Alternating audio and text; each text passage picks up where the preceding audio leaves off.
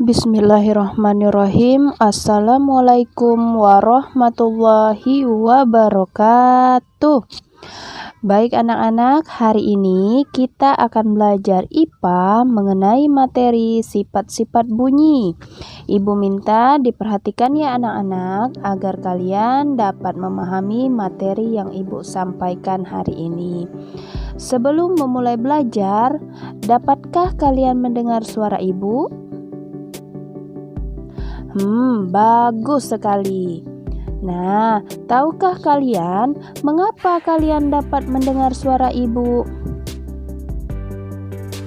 Iya, betul sekali. Karena kita memiliki telinga. Selain itu, kita bisa mendengar karena Tuhan memberi kita organ pendengaran dan ada benda yang bergetar.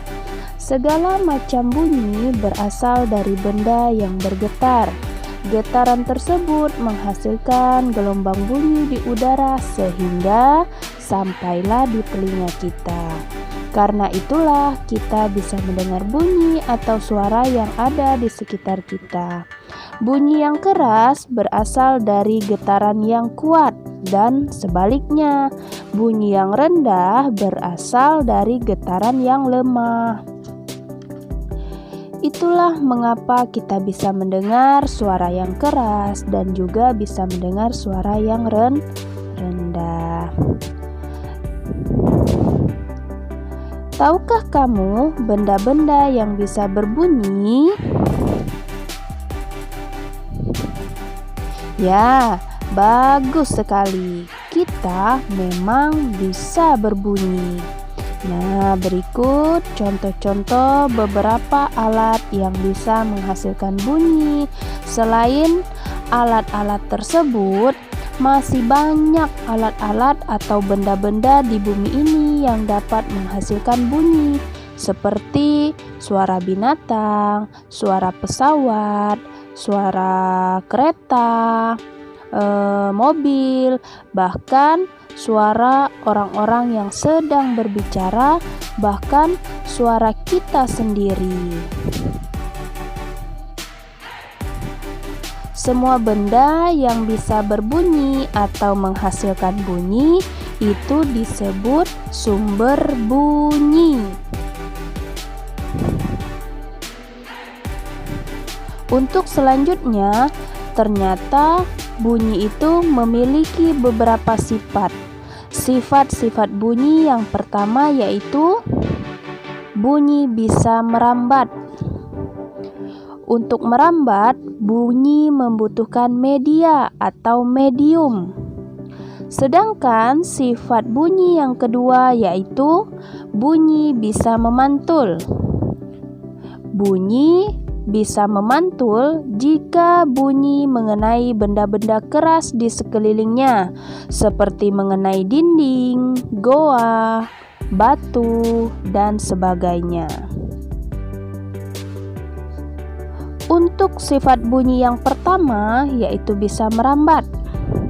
Bunyi dapat merambat melalui beberapa media atau medium, yaitu melalui benda padat, benda cair, dan benda gas atau yang sering kita sebut dengan udara. Tetapi bunyi tidak dapat merambat melalui ruang hampa, karena untuk bisa merambat bunyi itu memerlukan media atau medium untuk merambat. Nah, untuk selanjutnya, berikut contoh bunyi yang dapat merambat melalui benda padat. Kedua anak ini sedang bermain telepon-teleponan menggunakan gelas plastik yang dihubungkan dengan benang. Saat salah satu teman berbicara, maka bunyi atau suara teman-teman tersebut akan merambat melalui benang tersebut. Benang merupakan benda padat. Melalui benang, maka teman yang satunya bisa mendengar suara atau bunyi teman yang sedang berbicara. Untuk selanjutnya, contoh bunyi yang merambat melalui benda cair, yaitu caranya, siapkan ember yang diisi dengan air, lalu pukul-pukullah dinding ember tersebut dan dengarkan suara pukulan tersebut menggunakan corong. Corong tersebut dimasukkan ke dalam air, lalu dekatkan corong bagian atas dengan telinga kita. Maka kita akan dapat mendengar suara pukulan pada ember tersebut. Wah, ternyata mudah ya. Jangan lupa dicoba di rumah ya anak-anak.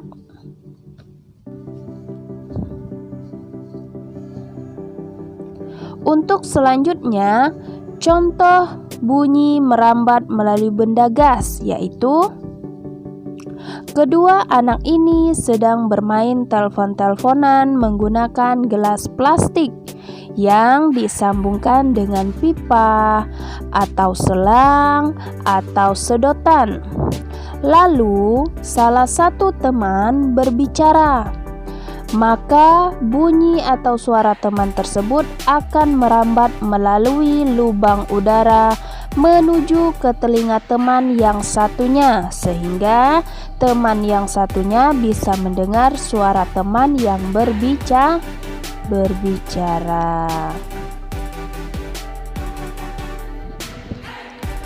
Ternyata bunyi itu ada beberapa jenisnya.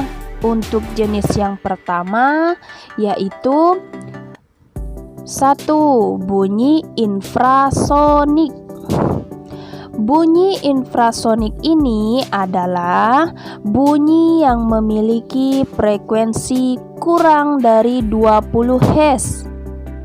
Dan bunyi ini biasanya hanya dapat didengar oleh beberapa hewan saja, seperti kelelawar, anjing, kuda, jangkrik, dan sebagainya.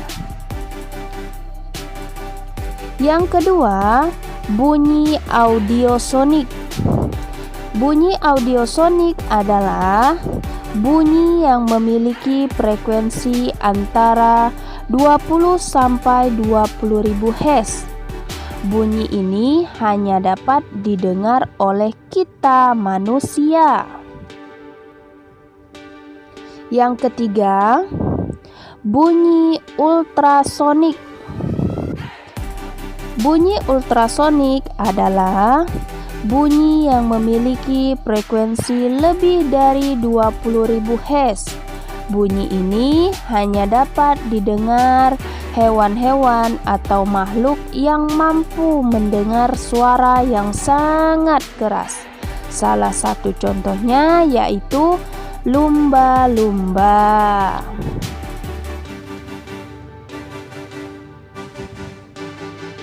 Untuk sifat bunyi yang kedua yaitu bunyi dapat memantul. Bunyi memantul jika mengenai benda keras di sekelilingnya. Bunyi pantul ternyata memiliki beberapa jenis. Pertama, gema. Gema adalah bunyi pantul yang terdengar setelah bunyi asli. Yang kedua, gaung. Gaung adalah bunyi pantul yang terdengar bersamaan dengan bunyi asli. Bunyi yang menggema dan menggaung akan sulit kita dengar dengan baik. Oleh karena itu, untuk mengurangi gema atau gaung, di bioskop atau studio rekaman biasanya sering diberi benda penyerap bunyi, yaitu benda-benda yang lunak, misalnya seperti karpet, busa, gabus, dan sebagainya. Sekarang, ayo coba lakukan hal-hal di bawah ini agar kalian semakin memahami tentang sifat-sifat bunyi dengan baik. Kalian dapat melakukan praktek-praktek ini di rumah masing-masing ya.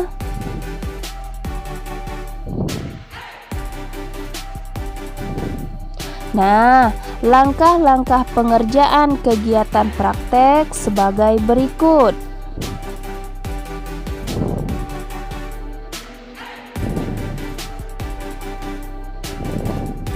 Kemudian, buatlah laporan pengamatan dari percobaan sifat-sifat bunyi, baik percobaan 1 atau percobaan 2 atau percobaan 3. Untuk laporan pengamatan, silahkan kalian pilih salah satu dari percobaan 1 sampai percobaan 3. Silahkan kalian tulis di buku tulis kalian masing-masing ya anak-anak.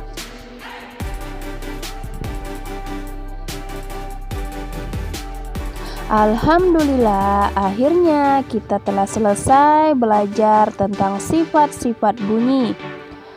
Bagaimana? Apakah kalian sudah mengerti? Wah, kalian memang hebat. Sekian materi dari Ibu. Wabillahi taufiq wal hidayah. Wassalamualaikum warahmatullahi wabarakatuh.